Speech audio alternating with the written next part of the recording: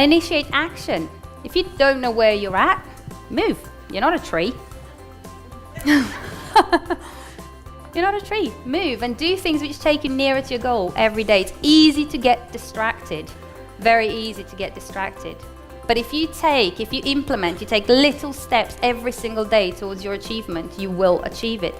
So if you were to go back to the wheel of life that Carl put up at the beginning of the day, and you look at those different areas, your personal, your relationships, your family and friends, your health.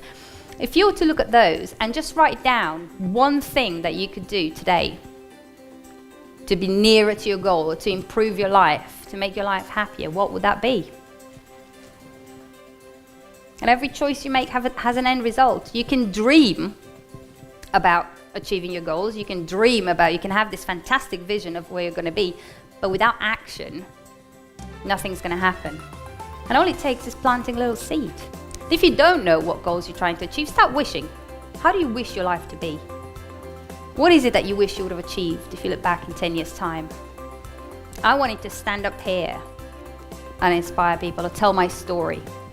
So it took training in public speaking. It took actually daring stand here because I was petrified. But I'm here and I'm doing it.